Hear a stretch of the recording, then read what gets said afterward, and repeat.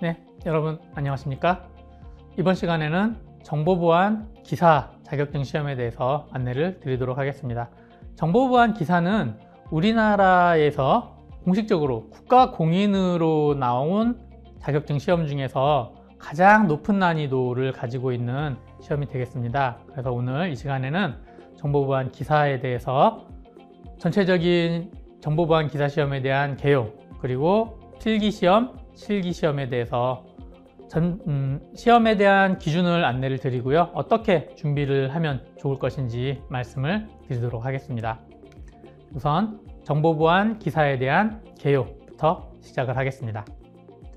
정보보안 기사는 IT 및 정보통신기술에 대한 이론 그리고 실무 지식을 바탕으로 해서 정보보안 시스템과 솔루션을 개발을 하고요. 그리고 주요 운영체제, 네트워크 장비, 여러 가지 보안 장비들에 대해서 운영하고 관리하는 내용들, 또 조직이 가지고 있는 정보보안 전반적인 정책을 수립을 하고 보안에 대한 대책을 수립하고 관리하는 이런 능력들, 정보보호 관련된 여러 가지 법규를 적용하는 이런 직무들을 수행을 하는 것이 정보보안 기사가 되겠고요.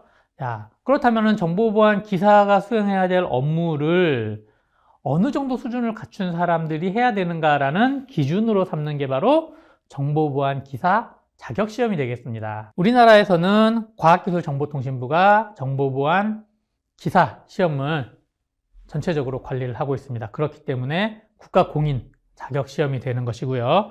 실시기간은 키사, 한국인터넷진흥원에서 실시를 하고, 실제로 시험에 대한 실무적인 수행은 한국방송통신전파진흥원 KCA에서 진행을 합니다. 자, 애석하게도 정보보안 분야는요, 아직은 기술사 자격시험이 없어요. 일반적인 정보통신, 정보처리와 관련된 이런 기술사 자격시험은 있습니다. 그렇기 때문에 우리나라에서 국가공인으로 하는 자격시험으로 IT 분야에서 더 높은 곳으로 높은 수준의 자격시험을 보려면 기술사 시험을 봐야 되는데, 정보보안 기사 시험은 기술사 자격증이 없기 때문에 정보보안 기사 시험이 어떻게 보면 가장 높은 수준을 유지하고 있습니다. 그래서 여러분들이 정보보안 기사 시험을 통해 가지고 기술사에 준하는 능력을 어떻게 보면은 갖출 수 있도록 요구를 하는 이런 측면도 있게 됩니다. 물론 일반적인 기술사 시험보다는 정보보안 기사 시험이 훨씬 쉽습니다. 많은 난이도가 굉장히 높다라는 것입니다. 어떤 과목들이 있냐면 시스템 보안, 네트워크 보안, 어플리케이션 보안, 정보보안 일반, 그리고 정보보안 관리 및 법규, 이런 내용들이 있습니다. 시험 과목은 이렇게 총 5개의 과목이 있고요. 이 5개의 과목을 총 2시간 30분 동안 풀면 되겠습니다. 그러니까 대략적으로 한 과목당 30분 정도의 시간이 주어졌다라고 생각을 하시면 되고요. 한 과목에는 20문항이 출제가 됩니다. 그러니까 뭐 단순 계산해서 한 문제당 한 5점씩 된다, 이렇게 생각을 하시면 되겠고, 총 500점을 만점이다로 보시면 되겠습니다. 근데 자, 과락이 있습니다. 과목별로 매 과목별로 40점을 획득하지 못한다라고 하면은 과락이 되고요. 그래서 40점 이상은 무조건 맞아야 하고, 전 과목 평균 60점 이상을 맞으면 필기 시험이 통과가 됩니다. 그래서 총 20문제씩 5과목이기 때문에 100문제를 풀게 되는데, 100문제를 2시간 30분 안에 풀어가지고 60문제 이상 풀면 됩니다. 그런데 한 과목당 100점 만점 기준으로 해서 40점 이상은 반드시 맞아야 된다라는 거, 이게 필기시험에 대한 통과 기준이 되겠고요. 그 다음으로 필기시험을 합격을 하게 되면은 실기시험 응시 자격이 주어지게 됩니다. 그래서 정보보안 실무에 대한 내용으로 3시간 동안 필답 형태로, 그러니까 우리가 소위 얘기한 주관식 형태로 실기 문제를 풀면 되겠습니다.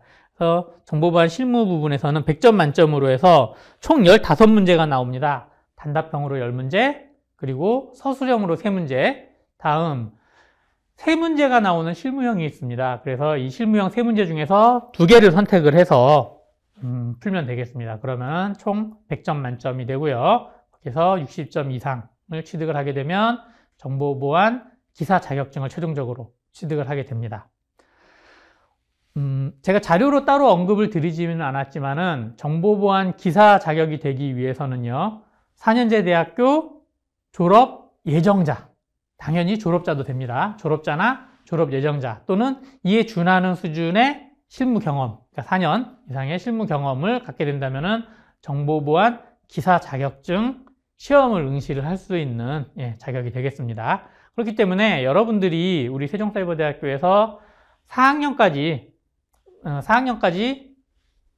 계속 다니게 되면은, 그러니까 졸업을 안 했어도 4학년이 되면은 정보보안 기사 시험을 치를 수 있는 자격을 취득을 하게 됩니다. 졸업 예정자로서 취득을 하게 되는 거고요. 그렇기 때문에 사실은 졸업을 만약에 못한다라고 한다면은 정보보안 기사 시험에 합격을 했다 하더라도 기사 자격이 취소가 될 수도 있기는 있습니다. 다만 졸업 예정자가 됐으면 여러분들 조금만 열심히 노력하면 졸업자가 되겠죠. 그러면은 자격 취득하는데 아무런 문제가 없습니다. 자, 이렇게 해서 시험 자격에 대한 내용까지 말씀을 드렸고요. 자, 그렇다면 이 정보보안 기사 시험은 얼마나 어려운 시험이냐? 제가 아까 서두에서도 기술사 시험에 준하는 정도로 어려운 시험이다 라고 말씀을 드렸습니다.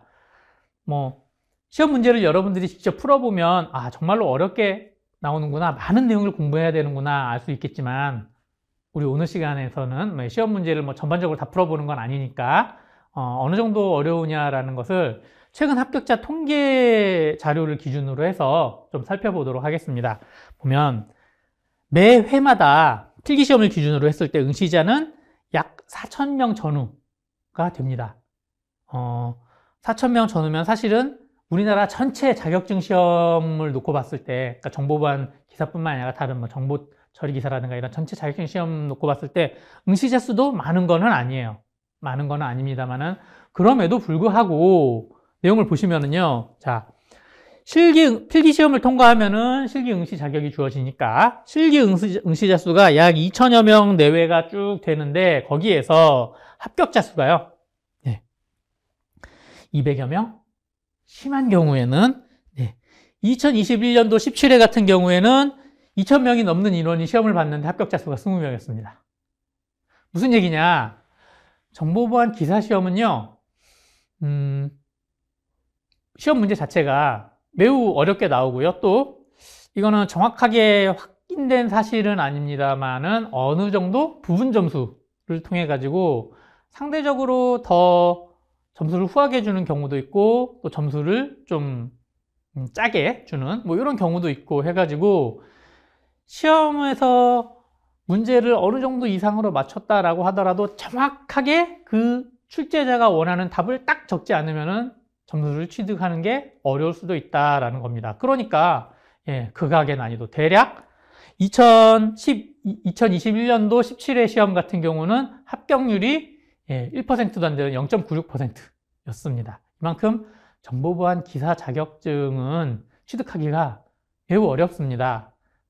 역설적으로 그렇기 때문에 우리 정보처리 기사 시험 같은 경우는요, 컴퓨터 학과 관련된 학과를 졸업한 학생들이 보는 정보처리 시험 같은 경우는 정보처리 기사 자격증을 땄다라고 하더라도 실무의 역량을 보증을 해주지는 않습니다. 그런데 정보보안 기사는 정보보안 기사 자격을 최종적으로 취득했다라고 하면 그래도 어느 정도 보안 분야에 대해서 기본적인 수준 이상의 공부는 했구나라고 또 필드에서도 받아들여진 정도 수준이 되겠습니다.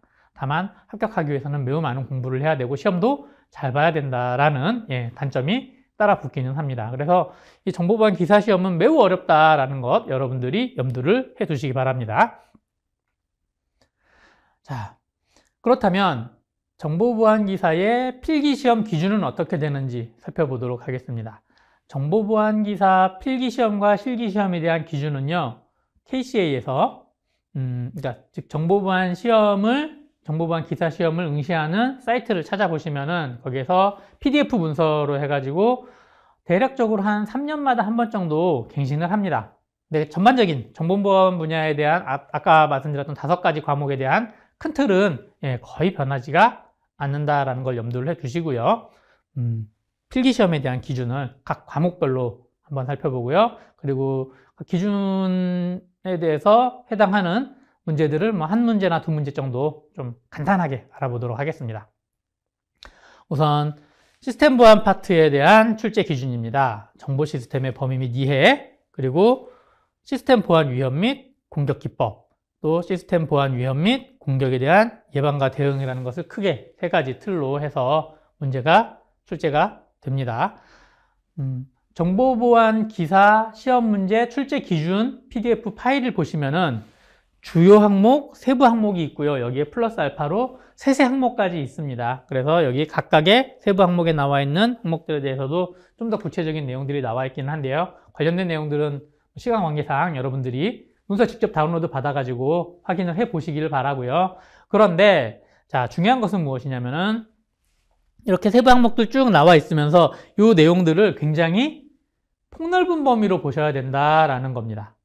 단지 이 세세 항목에서 나와 있는 내용들 뿐만이 아니고도 여기에 있는 언급되어 있는 각각 세부 항목에 있는 내용들이다라고 한다면은 연관이 될 수만 있다면은 전부 다 시험 문제로 출제가 될 수 있다. 그렇기 때문에 여러분들이 학습을 하실 때 특히 필기 시험에 나오는 여러 가지 내용들 중에서도 뭐 일반적으로 그냥 우리가 쉽게 공부하는 시중에 모든 책들이 나오고 모든 책들이 다루고 있는 그런 내용들은 크게 상관이 없어요. 그런데 기업적으로 나오는 이런 문제들이 있습니다. 그런 문제들을 해결하기 위해서라도 여러분들이 정보보안, 시스템 보안 분야에서도 마찬가지, 다른 과목에서도 마찬가지 실무에서 사용하는 관련된 지식들을 얻을 수 있는 기회를 최대한 많이 가져서 실무에 대한 지식들을 갖추고 있는 것들이 시험에서 지역적으로 나오는 문제를 해결할 수 있는 하나의 방안이 된다라는 겁니다. 그냥 단순히 기준에 있는 키워드만 공부하면 되겠지 수준으로 하시면 안 된다라는 걸 다시 한번 강조를 드립니다.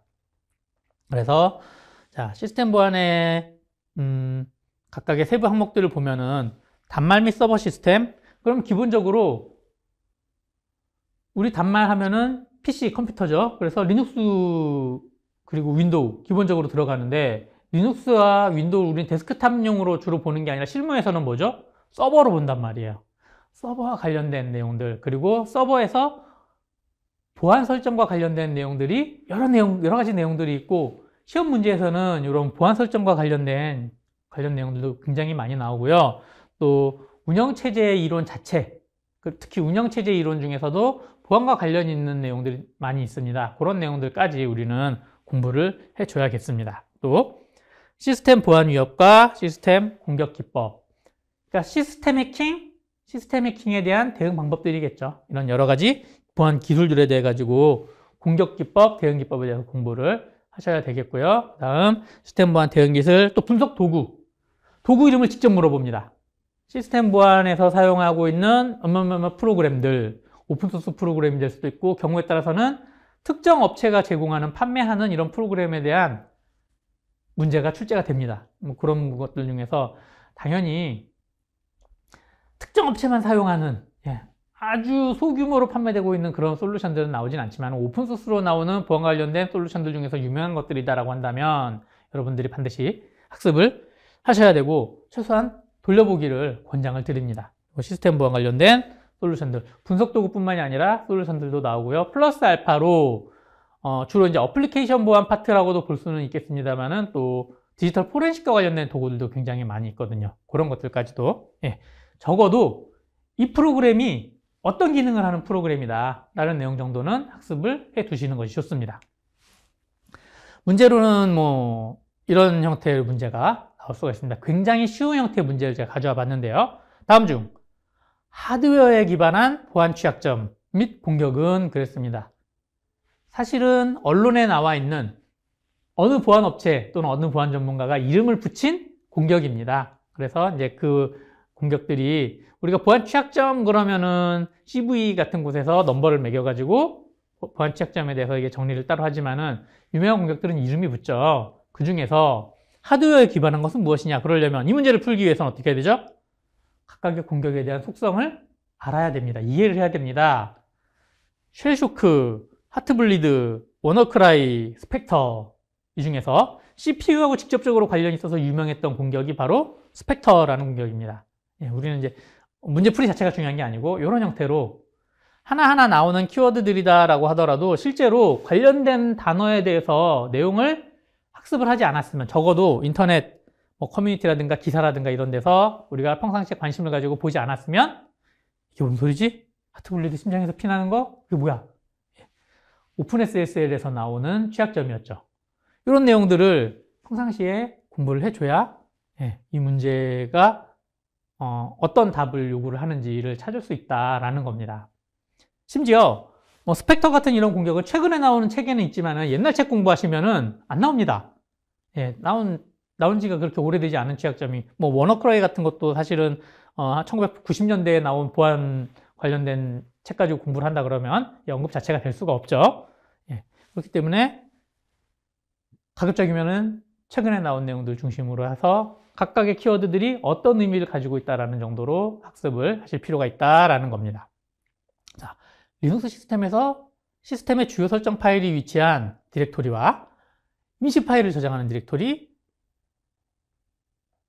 물리적 장치가 파일화되어 저장된 디렉토리 3개를 물어보는 거예요. 리눅스 시스템의 디렉토리 구조. 우리 윈도우는 그것도 윈도우도 모르는 사람들이 있지만은 윈도우는 사실 항상 많이 접해봤으니까 대략적인 디렉토리 구조, 각 디렉토리에 어떤 게 들어있는지 아는데 리눅스는 평상시에 많이 접해보고 따로 정리를 이렇게 하지 않으면 모르거든요. 자, 우선 설정 파일이 위치한 거다 그러면 또 문제 보기도 교묘하게 냅니다. 관련된 지식이 없는 사람이면 이거겠지 않을까? 설정 파일 시스템 관련된 거 아니야? 라고 해서 시스 딱 찍어버리면 틀립니다. ETC에 있어요. 그리고 자, 임시 파일 그럼 보통 윈도우에서는 템프거든요. 그럼 템프 아닌가? 리눅스에서는 소문자를 빼는 경우들이 되게 많습니다. 리눅스에서는 TMP. 그리고 물리적 장치? 옛날에 리눅스 공부하신 분들 마운트라는 용어 들어보셨을 거예요. 지금은 사실 실제로는 돌아가고 있습니다만은 마운트에 대한 개념이 거의 없거든요. 자동으로 웬만한 거 다 세팅을 해주니까. 그래서 옛날 생각하면 마운트인데 그게 아니고 지금 물리적 장치 디바이스라는 폴더에 들어있기 때문에 답은 4번이 되거든요. 그런데 관련된 지식이 전혀 없는 상태에서 이 문제를 처음 봤다 그러면은 엉뚱한 거를 찍을 수 있는 이런 형태로 보기 자체도 교묘하게 시험 문제를 출제를 합니다. 자, 네트워크 보안 파트 봅시다. 네트워크 일반, 네트워크 기반 공격 기술의 이해 및 대응, 네트워크 보안 기술. 전반적으로 제가 맡고 있는 네트워크 보안 과목에서 다루고 있는 내용들이 다 나옵니다. 그죠? 다만 또 여기에서도 제가 수업하는 것들 이외에도 제가 수업에서 네트워크 보안과 관련된 모든 내용을 그 13주 안에 다 다루지는 못했거든요, 사실. 그렇기 때문에 또 이 내용들을 바탕으로 해서 제가 수업한 내용들을 바탕으로 해서 추가적으로 공부를 해야 되는 것들도 있을 수가 있습니다. 객관식으로 나오는 문제라고 하더라도 경우에 따라서는 스노2의 룰과 관련된 내용들도 나오기도 하고요. 그리고 네트워크의 기본적인 개념들에 대한 것들도 많이 나옵니다. 그래서 우리 수업에서 제가 그렇게 많이 하지는 않았지만은 뭐 라우팅이라든가 또는 뭐 IP와 관련된 이런 여러 가지 내용들, 이것도 사실은 네트워크 전체 하나 파트로 보면 굉장히 많은 내용들이 있거든요. 저는 보안에서 직접적으로 써먹을 수 있는 것들 중심으로 수업을 진행을 했지만은 그런 내용들도 네트워크 일반이라는 이름으로 해서 나올 수가 있습니다. 그것뿐만 아니라 여러 가지 공격들에 대해서도 하나가 도스, 디도스, 스캐닝, 스푸핑, 스니핑 무조건 한 문제씩은 나온다라고 생각을 하시면 됩니다. 그리고 원격 접속과 관련된 공격들도 경우에 따라서는 나오고요. 또 여러 가지 보안 프로토콜 그리고 네트워크 보안과 관련된 장비들 있죠. 침입 탐지 시스템이라든가 방화벽이라든가 여러 가지 보안 관련 솔루션, 뭐 TCP 래퍼라든가 아니면 IP 테이블스라든가 이런 리눅스 시스템에서 사용하는 이런 보안 장비들, 보안 도구들 이런 것들에 대해서도 시험 문제에서 직접적으로 다 다뤄주고 나오게 된다라는 겁니다. 간단한 예로 보면은요, 우리 스캔 네트워크 보안 시간에 공부를 하거든요. 포트 스캔 방법 중 포트가 닫혔을 때 동작이 다른 스캔 방법은 무엇이냐라고 해가지고 그럼 이 4가지 스캔 방법에 대해 가지고 하나하나 다 공부를 당연히 해야죠. 당연히 해야 되고 각각의 동작 방식이 어떻게 되는지 알아야 되는데 우리는 다행히 엑스마스 널 스캔, 핀 스캔은 한꺼번에 묶어서 가죠. 스텔스 스캔이라는 이름으로 해서 묶어서 간단 말이에요. 그러니까 답은 1번이 되겠고 이런 식으로 또 관련된 지식을 응용을 해서 해결할 수 있는 이런 문제도 나오고요. 또 하나하나의 기법들에 대해서 또 정확히 설명한 것은 이런 식으로 역으로 문제가 나오기도 합니다. 뭐 신스캔에 대해서 제대로 정확히 설명한 것은 내지는 잘못 설명한 것을 해가지고 보기로 주저리 이런 식으로 문제들이 나오기도 합니다. 또 다음 중 인터넷 프로토콜에서 TTL을 사용하는 가장 큰 이유는 무엇인가? 우리 정보보안 산업기사 제가 소개해드리는 파트에서는 TTL 자체를 답으로 하는 이런 문제가 나왔는데, 정보보안 기사에서는 반대로 키워드를 주고 그 키워드에 대한 올바른 내용은 무엇인가 라는 형태의 문제들이 꽤 많이 나옵니다. 즉, 정보보안 산업기사는 키워드만 알면은 어느 정도 넘어갈 수 있는 문제들이 많은데, 정보보안 기사에서는 키워드, 그에 대한 상세한 내용 이렇게 연계를 해서 학습을 해야 될 필요가 있습니다. 공부의 난이도가 조금 높죠. 그래서 TTL은 무한루프 방지하는 용도로 사용하는 거다, 이렇게 여러분들이 알고 계실 텐데, 사실 이 문제는 직접적으로 보안하고 관련이 없지만 네트워크 보안에서 다루는 기본적인 네트워크 관련된 지식이란 말이죠. 다음 어플리케이션 보안 파트입니다. 인터넷 응용 보안, 그래서 FTP, 메일, 웹앱, DNS, DB 역시 관련돼서 거의 매번 문제로 나오고 있는 항목들이 되겠고요. 정보보안 산업기사에는 없지만은 정보보안 기사에는 또 전자상거래 보안, 주로 SET, SET 해가지고 전자상거래 결제할 때 관련된 보안 기술 어떻게 되어 있냐, 이런 내용들을 좀 주로 다루고 있고, 어플리케이션 보안과 관련해서 어플리케이션은 시스템 보안하고도 또 직접적으로 연계가 많이 되는 것이기 때문에 어플리케이션 보안에 대한 취약점 대응, 그리고 어플리케이션 개발 보안 내용이 나와 있습니다. 개발 보안과 관련된 내용이 많이 다뤄지지는 않는데요. 정보보안 산업기사에서는 직접적으로 개발과 관련된 내용이 나오지는 않고, 정보보안 기사라 하더라도 정보처리 기사가 있기 때문에, 정보처리 기사 시험이라는 게 있기 때문에 따로 개발과 관련해 그렇게 문제가 많이 나오지는 않습니다만은, 그럼에도 불구하고 어플리케이션 개발 보안과 관련해 가지고는 시험 문제가 출제될 수 있습니다. 대표적으로 그러면 취약한 함수를 사용하는 것, 또는 웹 개발할 때 소프트웨어 개발 보안 기준을 인터넷진흥원에서 공개를 해서 공유를 하도록 하고 있습니다. 그래서 적용을 하도록 하고 있죠. 그런 내용들이 또 시험에 출제가 될 수는 있습니다. 그래서 개발 보안에 대한, 이 시험에서 정보보안 기사 시험에서 개발 보안에 대한 대응을 아주 적극적으로 할 필요는 없지만은 그런 형태의 문제가 나올 수는 있다. 그래서 여러분들은 기출에서 이런 문제가 나오면은 또 한번 개발 보안에 대한 문제구나 짚어 넘어가면서 시험에 대해서 좀 학습을 하시면 좋겠습니다. 자, 문제 예시를 볼까요? 다음은 어떤 공격에 대한 설명인가 라고 해가지고 보기도 길어요. 간단하게 읽어볼게요.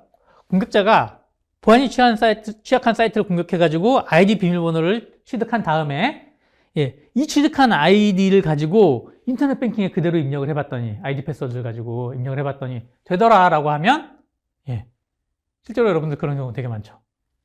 아이디 패스워드를 정말로 많은 사이트에서 사용을 하는데, 사이트마다 아이디 패스워드 다 바꿔가면서 사용하시는 분 계신가요? 많지 않을 거예요. 원래 그게 가장 베스트기는 합니다만은 이게 쉽지가 않습니다. 사실 워낙에 많은 아이디와 패스워드를 만들어내고 다 머릿속 기억 못 하거든요. 공격자들이 이거를 이용을 하는 그러니까 즉 A 사이트, B 사이트, C 사이트에서 똑같은 아이디로 똑같은 패스워드를 사용한다. 근데 A라는 사이트가 취약해서 거기서 패스워드를 어떻게 해가지고 유출시켰다? B 사이트에 해보더니 C 사이트에 해보더니 로그인이 되더라. 뭐예요?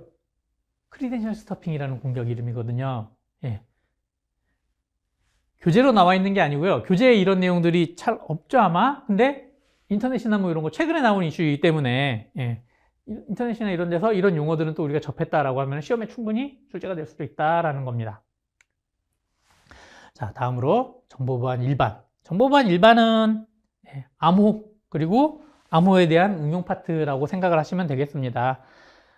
대표적으로 우리 암호에서 배우는 암호 분석과 관련된 여러 가지 이론들 있죠. 그리고 또 암호 운용 모드라든가 각각의 암호 알고리즘들에 대한 내용들을 기본적으로 시험 문제에 나오는 거고요. 다만 객관식으로 나오는 시험 문제이기 때문에, 그리고 주어진 시간이 그렇게 많은 편은 아니기 때문에 우리가 뭐 수학적으로 막 계산을 해가지고 뭐 유클리드 알고리즘 적용하고 중국인의 나머지 정리해가지고 그렇게까지 계산하는 문제는 나오지는 않고요. 간단하게 계산을 할 수 있는 형태의 문제들이 나오기는 하더라. 그러면 전반적으로 우리 수업 시간에 암호학과 관련해서 보안 프로토콜 관련해서 배운 내용들이 있다라고 하면은 어떤 내용이 있었고 계산은 어떻게 하는구나 정도는 알고 있어야 문제에 대응을 할 수가 있겠습니다. 그러면서 이런 문제도 나옵니다. 정보보호 일반인데, 그리고 암호라고 그랬는데 이건 뭐예요? 접근통제거든요. 접근통제 정보보호 일반에서 다룹니다. 미국 국방부 지원 보안 모델로 기밀성을 강조했으며 최초의 수학적 모델. 뭐 이 정도 하면은 답은 사실 딱 나와야 돼요. 벨라, 파둘라 모델. 근데 우리 암호만 열심히 공부하다가 보면 이런 관리에서 나오는 이런 문제들에 대해서 좀 소홀할 수가 있습니다만은 보안공학이라든가 이런 파트에서 다루는 이런 문제들도 정보보호 일반이라고 해가지고 나옵니다. 네. 뭐 그냥 보기가 이렇게 길게 쭉 설명이 되면서 이에 대한 내용은 무엇인가? 역시 객관식으로 나오는 건데 그냥 편의상 제가 보기는 뺐고요. 이런 형태의 문제들도 충분히 나올 수가 있기 때문에 대비를 하셔야 된다라는 겁니다. 다음, 정보보안 산업기사에서는 없지만 정보보안 기사에서는 정보보안 관리 및 법규 부분이 있습니다. 그래서 사실은 법도 공부를 해야 돼요. 정보보안 기술만 있는 게 아니라 법, 관리 이런 걸 해야 된다. 왜? 기사 자격증 시험은 물론 이제 4년제 대학교만 나오면 학습을 할 수 있지만은 기본적으로 관리 수준 이상까지 더 높이 올라갈 수 있는 것을 가정을 하기 때문에 관련된 내용들을 학습을 하셔야 된다라는 겁니다. 그래서 정보보호 관리 위험 평가와 관련된 내용들, 주로 보안 컨설팅 파트에서 많이 다루는 내용들이죠. 그것들도 하고, 대책 구현 어떻게 하고, 사고 대응 어떻게 하고, 인증 제도는 또 어떻게 있는가, ISMSP를 중심으로 해가지고 학습을 또 하셔야 됩니다. 그리고 정보보호 관련 윤리 및 법규.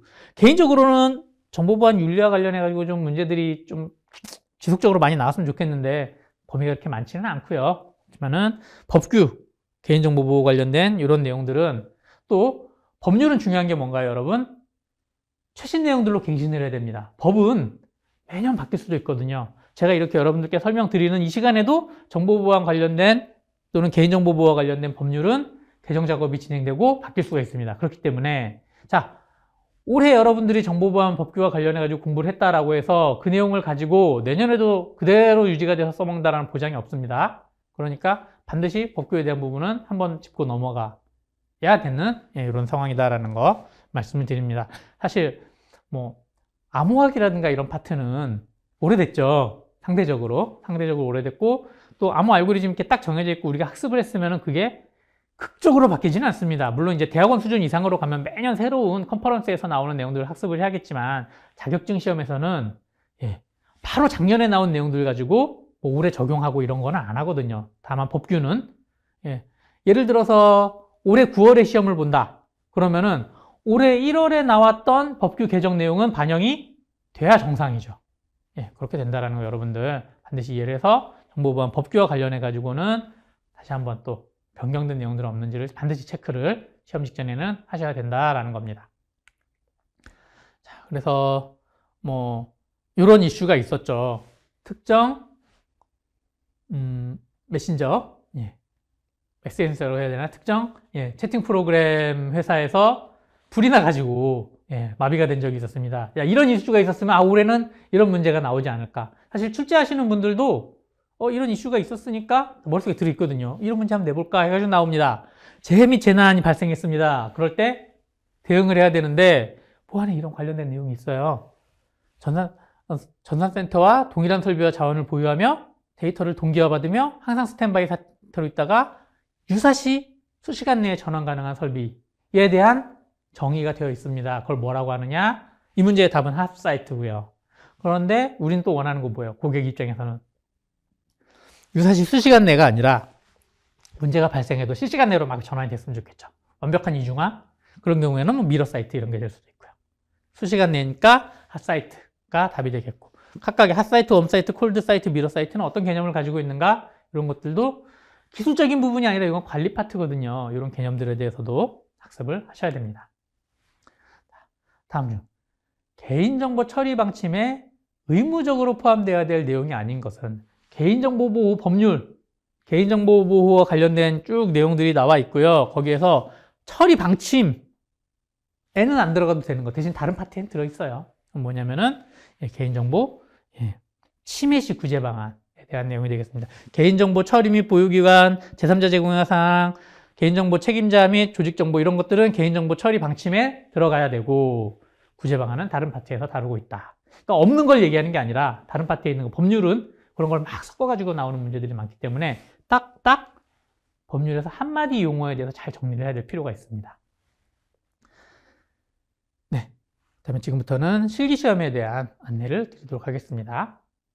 실기시험에 대한 수행준거는 다음과 같습니다. 자, 수행준거라 함은 기준인데 기준을 만들기 위해서 필요한 요구사항들은 어떤 것이 있느냐라는 겁니다. 그래서 정보보안 기사로서 수행준거, 정보보안 기사가 갖추어야 될, 해야 될, 할 수 있는 업무는 어떤 것들이 있느냐라는 겁니다. 보안정책을 운영을 위해서 운영체제별, 프로토콜별, 서비스별, 보안장비 및 네트워크 장비별 보안 특성을 파악하고 설정 및 점검을 수행할 수 있어야 정보보안 기사로서의 자격이 주어지겠다라는 겁니다. 또 운영체제 서비스, 보안장비 및 네트워크 장비 등을 통해서 취약점 점검을 하고 취약점 점검을 통해서 원인 파악, 보안, 그리고 이력사항 관리 이런 것들이 정보보안 기사가 해야 될 일이다라는 거고요. 시스템 로그 및 패킷 로그를 분석해서 침해의 원인을 파악하고 또 거기에 대응하고 보완할 수 있는 이런 업무를 수행해야 되고 또 조직의 정보자산을 식별, 내외부 위험 요인을 분석 평가하여 적절한 정보보호 대책을 선정하고 이에 대한 이행 계획까지 수립하는 거. 무슨 얘기예요? 컨설팅 해가지고 전체적으로 우리 조직을 운영을 하기 위해서 필요한 보안 정책, 관련된 법률, 법규 이런 것들까지 다 총망라해서 업무를 할 수 있어야 된다라는 겁니다. 기술적인 파트뿐만이 아니라 컨설팅, 행정, 관리에 대한 파트까지 정보보안 기사에는 요구를 하고 있고 이런 내용들을 정보보안 기사에 실기시험 출제하는 데 기준으로 삼겠다라는 겁니다. 그래서 상세한 출제 기준은 다음과 같이 정의를 하고 있어요. 시스템 네트워크 보안, 취약점 점검 및 보안, 보안 관제 및 대응, 위험 분석 및 정보보호 대책 수립까지 되어 있습니다. 정보보안 산업기사 영역보다 훨씬 더 범위도 넓고 책임에 대한 부분도 굉장히 높게 요구를 하고 있는 겁니다. 그래서 시스템과 네트워크에 대해서 운영체제, 프로토콜별, 서비스별 보안 특성들을 파악을 하고 보안 장비와 네트워크 장비에 대해서도 보안 특성들을 파악을 해야 되는, 즉 운영체제, 프로토콜, 서비스, 보안장비 및 네트워크 이와 관련된 여러 가지 내용들이 시험 문제로 출제가 된다라는 겁니다. 다음, 취약점 점검 및 보안, 운영체제, 서비스, 네트워크, 취약점 점검 이력 이와 관련돼서 설정, 보안, 공격에 대한 내용, 대응에 대한 내용 이런 것들을 다 다룰 수가 있다라는 겁니다. 그 다음, 보안 관제 및 대응으로 해서 정보 수집 및 모니터링, 로그 분석 및 대응과 관련된 것들도 시험 문제로 출제가 되더라. 그러니까 어떻게 해야 돼요? 우리가 로그에 대해서도 로그 분석이라든가 로그 내용들을 덜렁 나와 있으면 그걸 보고 어떤 형태의 공격이 있었구나 라는 것들을 보고 자, 그 공격에 대해서는 어떤 방식으로 대응해야 되는 것까지 쭉 연계를 해가지고 학습을 해야 됩니다. 또 자산 위협 분석, 그리고 조직의 자산에 대한 위협, 취약점 분석, 또 위험 평가 다 이론적으로 정리가 되어 있는 부분들이 있습니다. 그리고 정보보호 대책 선정, 이행계획 수립, 이러한 여러 가지 전반적인 정보보호 관리에 대한 내용들까지도 쭉 공부를 해줘야 된다라는 겁니다. 실기시험에서 실제로 이렇게 보안 컨설팅이 직접적으로 연계가 되어 있는 법률과 그리고 관리와 관련 내용들, 또 위험 평가와 관련된 내용들을 준비를 해야 정상적으로 시험에 대해서 대비를 할 수가 있게 되고 반드시 문제들이 나온다 라고 생각을 하셔야 됩니다. 어떻게? 직접 써야 되게. 그렇다면 이런 직접 써야 되는 학습 어떻게 이 시험에 대해 준비를 할 수 있을까요? 네. 큰 틀에서는 정보보안 산업기사에 대한 준비와 동일합니다. 다만 정보보안 기사에서는요, 필기시험에 대해서 각 과목에 대해서 기본 지식을 충실히 학습하는 것 기본입니다. 플러스 알파로 각 과목에 대해서 기본 지식뿐만이 아니라 실무에서 다루는 또 현실에서 나와 있는 여러 가지 내용들에 대해서도 공부를 다 해줘야 됩니다. 그래서 여러분들이 정보보안 기사를 준비를 하기 위해서는요, 교재에 있는 내용들만 보는 게 아니라 인터넷에 나와 있는, 커뮤니티에 나와 있는 보안 업체라든가 이런 곳에서 나와 있는 여러 가지 리포트들도 꾸준히 봐주시는 게 좋고요. 자, 일단 전문 수험 서적들이 정보보안 기사, 산업기사 이런 식으로 해가지고 많이 나와 있어요. 개인적인 경험으로는 사실 당연히 한 번에 딱 다 합격하면 좋겠죠. 그런데 한 번에 다 합격하지 못한다라고 하면 작년에 나온 시험 교재 정도는 본다라고 해도 크게 문제가 없는데 뭐 한 3년에서 5년 전에 나온 정보보안 기사 시험 교재를 어디서 구해가지고 시험 공부를 한다 이런 거는 권장하고 싶지 않습니다. 왜냐하면 계속해서 출제 흐름도 바뀌고요. 그리고 또 특히 기사 시험 같은 경우에는 최근에 있었던 이슈에 대한 부분도 많이 다루고 있기 때문에 소홀히 할 수가 없거든요. 그래서 가급적이면 뭐 길어야 한 1, 2년 정도 전에 있는 내용들 아니면 가급적이면 올해 새로 교재를 시중에 있는 것들 중에서 구매를 해가지고 학습을 하시기를 권장을 드립니다. 그래서 이론적으로 쭉 정리를 하시면 좋고요. 정리를 해야 됩니다. 좋은 게 아니고 정리를 반드시 해야 되고 필요한 것들도 암기 반드시 해야 되고 기출문제를 반드시 풀어보셔야 됩니다. 인터넷 검색해 보시면 제가 특정 사이트를 여기서 알려드릴 수는 없지만 그냥 구글 검색하시면 나와요. 기출문제들이 대략적으로 한 5년 이상 되어 있는 기출문제들이 다 있습니다. 공식적으로는 기출문제가 유출이 안 되는 걸로 알고 있어요. 외부에 유출시키면 안 되는 걸로 알고 있기는 한데 뭐 어떤 분은 또 시험 문제를 가져온 분도 계시더라고요. 근데 아무튼 복원을 웬만큼 이상으로 다 하기 때문에 인터넷 사이트에서 찾아가지고 기출문제들을 반드시 다 풀어보고 기출문제하고 엮여서 나오는 여러 가지 이론들도 공부를 하셔야 되고 그 다음에 내가 머릿속에 충분히 다 내용이 들어있지 않다라고 하면은 암기를 해야 됩니다. 써보면서 암기를 반드시 하셔야 시험에 대해서 대응을 할 수가 있고요. 필기, 객관식 시험이라고 하더라도 암기를 위해서는 써보기를 권장을 드립니다. 자, 그 다음 마찬가지로 공격과 대응에 대해서는 학습을 항상 이렇게 세트로 학습을 해야겠죠. 그리고 실무에서 사용할 수 있는 지식을 학습한다라는 생각을 해야 된다.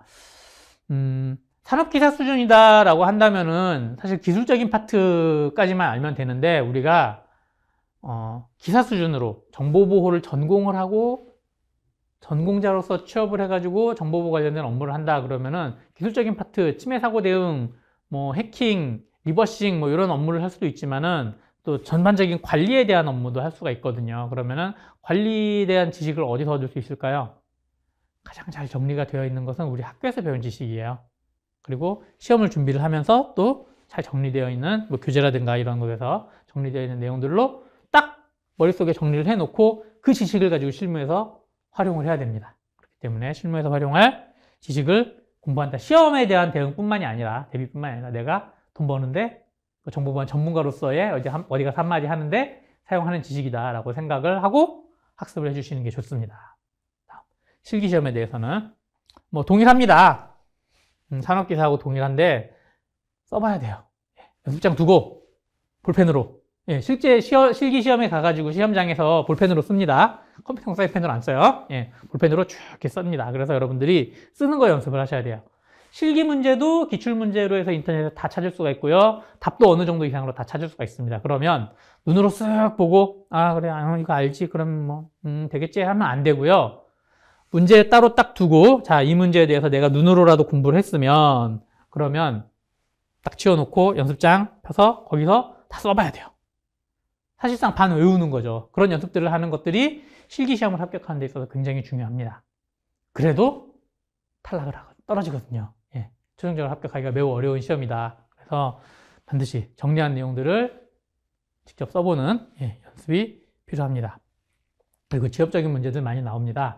그러면은 여러분들이 특히 실기에 대해서 학습을 하실 때 문제 하나 딱 나왔다 그러면 요거에 대한 답만 알고 끝나는 게 아니라 관련된 지식들은 뭐가 있지? 쭉 해가지고 나름대로 정리를 쭉 해놓고 공부를 해야 돼요.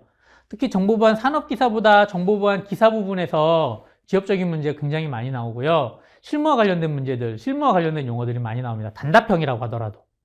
그렇기 때문에 이런 문제들은 기출문제를 보고 그걸 기준으로 해가지고 폭을 넓혀서 반드시 학습을 하셔야 되고 뭐 동일합니다. 언론이나 보안 커뮤니티에서 나오는 이런 여러 가지 사고들은 학습을 하셔야 됩니다.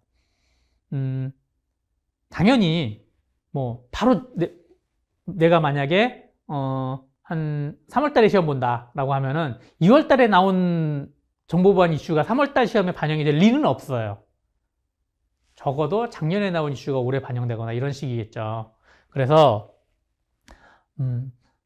가장 최신 거를 공부를 할 필요는 없지만은 그럼에도 불구하고 우리는 보안 전문가로서 관련된 내용에 대해서 관심은 계속 가지고 있어야 되고요. 그리고 기술적인 뿐만 아니라 관리 측면, 특히 정보보안 기사는 관리 측면에 대한 부분도 시험 문제가 꽤 많이 나오기 때문에 관리 측면에 대한 부분도 열심히 여러분들이 준비를 하셔야 된다. 이게 전체 파트에서 실기에 서술형, 실무형으로 나오는 3가지 문제 중에서 거의 한 문제 정도는 관리와 관련된 내용들이 나올 수가 있습니다. 그렇기 때문에 관리 측면에 대한 부분도 여러분들이 반드시 학습을 하시기를 권장을 드립니다.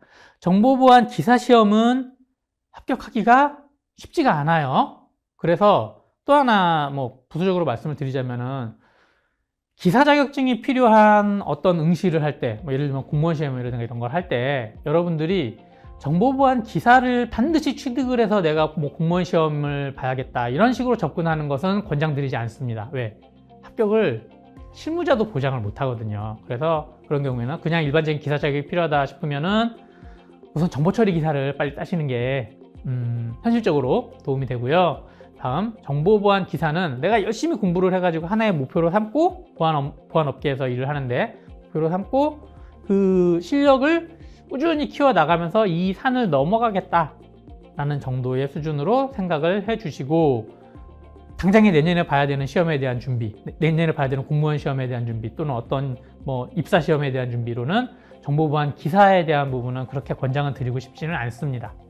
다만 여러분들이 열심히 공부를 하신다면 정보보안 기사 시험에 대해서 준비를 하고 열심히 공부를 하신다면 다른 웬만한 시험들에서 준비한 것보다도 훨씬 더 보안에 대한 지식을 체계적으로 잘 정리를 하고 많이 쌓아갈 수 있을 것이다. 그리고 실무에도 유용할 것이다 라는 것을 말씀을 드리고 싶습니다. 그러면 너무 어려운 시험이라고 하더라도 여러분들 좌절할 필요 없고 합격한 사람들은 반드시 있습니다. 그리고 또 시험 차수에 따라서 좀 합격률이 달라지거나 이런 경우들도 있기 때문에 계속 꾸준히 도전하셔가지고 정보보안 기사 반드시 취득하시기를 바랍니다. 그럼 오늘 설명은 이 정도로 마치겠습니다. 감사합니다.